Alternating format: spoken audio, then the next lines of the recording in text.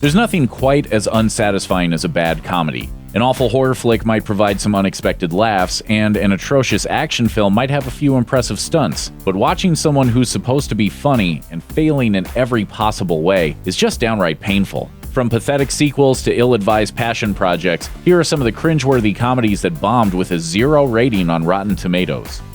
True Memoirs of an International Assassin. If you visit Kevin James's page on Rotten Tomatoes, you'll see a lot of green splotches. But if you're looking for the ultimate Kevin James calamity, then head over to Netflix and check out True Memoirs of an International Assassin, the worst reviewed film of the comedian's career. This 2016 film follows James as a schlubby writer who pens a best-selling novel about an international assassin. Unfortunately, his publisher is marketing the book as non-fiction, so everybody thinks James is a real-life assassin. As a result, he's kidnapped and taken to Venezuela, where he finds himself in the middle of a deadly game involving South American revolutionaries and a Russian gangster. I punched you. You punched like a small child. It hurt you. It tickled. Honestly, it's not a bad premise, but the execution is completely lackluster. The AV Club described the film as a poor man's Edgar Wright movie, while RogerEbert.com noted that it keeps using the same gags over and over. Never bring a knife to a gun. Ah! You brought a knife to a gunfight! All-Nighter. The 2017 film All-Nighter finds J.K. Simmons playing an ultra-manly dad whose daughter has disappeared, so he teams up with her ex-boyfriend, a banjo-loving hippie played by Emile Hirsch. As they look for her, they encounter a whole host of bizarre characters while Simmons teaches Hirsch how to be a real man. Aside from its very specific views on manhood, critics agreed the movie suffers from some shoddy directing and a weak script. A man should know how to drive. I have the bicycle. Oh, well, congrats on that. Yeah, it's actually considered very masculine in the Netherlands. As Derek Smith of Slant Magazine put it, All-Nighter jumps back and forth from mystery to mismatched buddy movie to inspirational redemptive drama, and sadly, it can't stick any of its landings. Still, Simmons does his best to get audiences laughing because slump or no slump, the man is always a pro. The Con is On.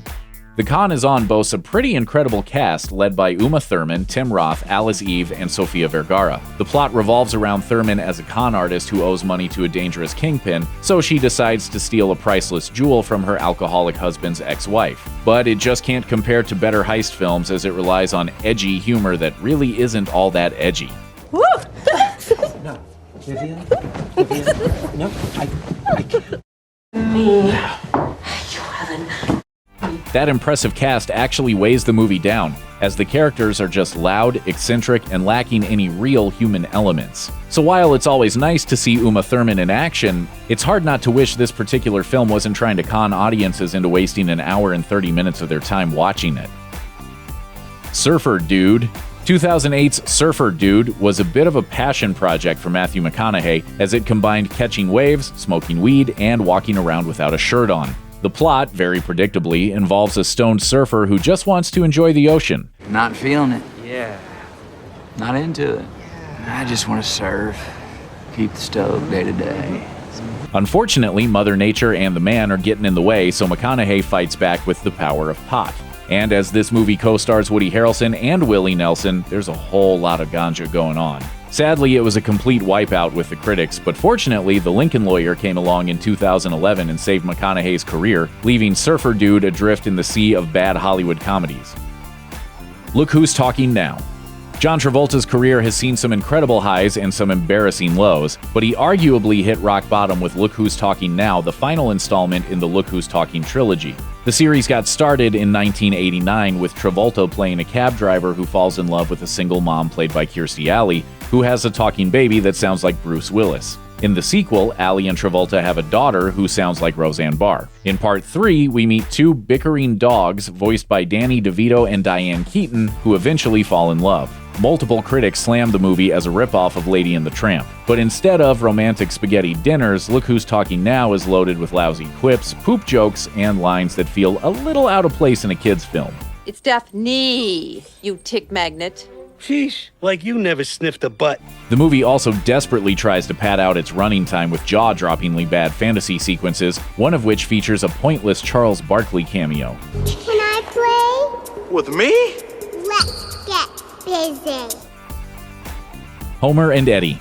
Starring James Belushi and Whoopi Goldberg, 1989's Homer and Eddie has largely been forgotten by comedy fans, and that's probably because it just isn't funny. Sure, it tries to be, but it also wants to be a heavy-handed drama. And while that convergence of tears and laughter might work for some films, here it results in disaster.